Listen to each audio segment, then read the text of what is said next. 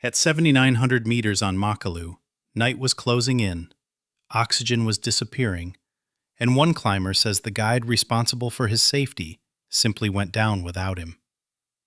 The climber was 53-year-old Konstantin Smirnov. Makalu was his first 8,000-meter summit, but he had years of expedition experience and multiple successful climbs above 7,000 meters. For Makalu, Smirnov bought a full-service package from the Nepal-based operator Makalu Adventure, reportedly paying $14,600 for permits, logistics, bottled oxygen, and a personal guide for his first Himalayan giant. The company assigned Bajuram Gurung to guide him. They completed 2 acclimatization rotations without any reported conflict, and Smirnov later described Gurung as positive, strong, and helpful. There were no obvious warning signs. On May 9, 2026, they reached Makalu's 8,485-meter summit at about 10:45 in the morning. The goal was achieved, but the most dangerous part had only begun. According to Smirnov, the operator initially assured her that he was safe in camp, despite the tracker showing otherwise. He believes this delayed rescue. The company rejects that claim. By about 7:30 a.m., he had descended to 7,600 meters.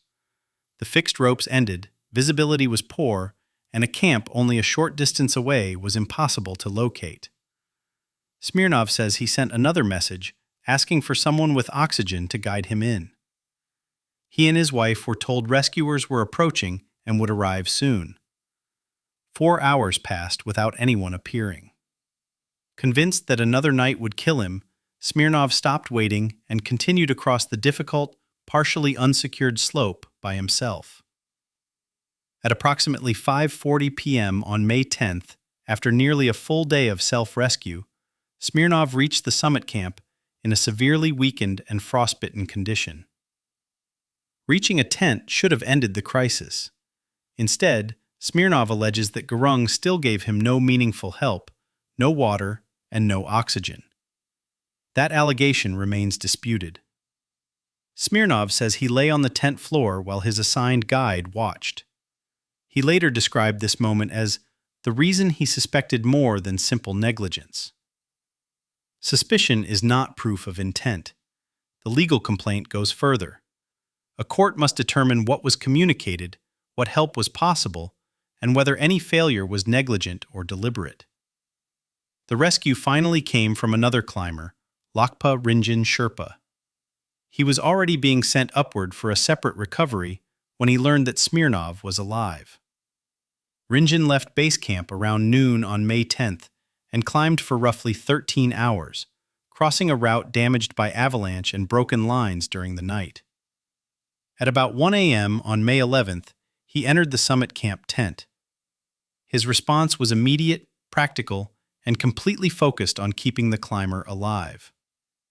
Rinjin provided oxygen and water, found Smirnov's emergency medicine, removed his boots, and placed him in a sleeping bag. He later said only a few hours remained.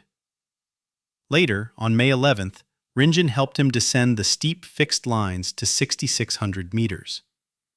With a catastrophically frostbitten hand, Smirnov could no longer manage them alone. On May 12th, a helicopter evacuated him from Camp 2 to Kathmandu.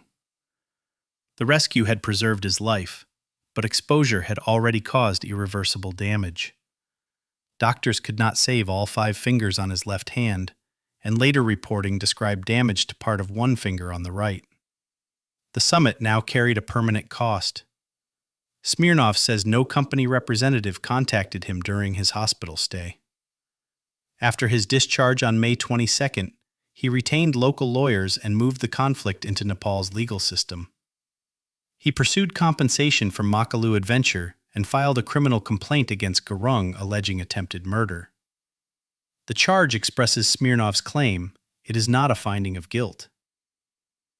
Guide qualifications became another central question. Public reporting indicates Gurung held a support climber license, but was not listed as a lead guide and had never summited an 8,000-meter peak. Makalu Adventure calls the accusations false. Lamsal says Smirnov ignored repeated instructions, moved too slowly, and left the guide with too little oxygen to remain safely above. The company says Gurung did report the emergency and that wind, bad weather, and avalanche damage delayed the response. It says its own team ultimately organized the rescue. These two accounts cannot both describe the entire night accurately. The answer depends less on rhetoric than on tracker data, satellite messages, radio logs, witnesses, weather, and certifications. That testable evidence is the story's greatest strength. It can establish who knew Smirnov's location, when they knew it, what rescue was attempted, and what assistance was available. The ending remains unresolved. Smirnov survived but suffered permanent loss. The company denies wrongdoing, the case remains pending, and no court has yet determined negligence, intent, or legal responsibility. The larger issue is not ethnicity, and Sherpa is not a synonym for every Nepali guide. The real questions are training, assigned roles, communication, rescue capacity, and accountability. Reaching the summit never ends a guide's duty or an operator's responsibility. The mountain created the emergency, the surviving records, and eventually the courts must explain what happened next.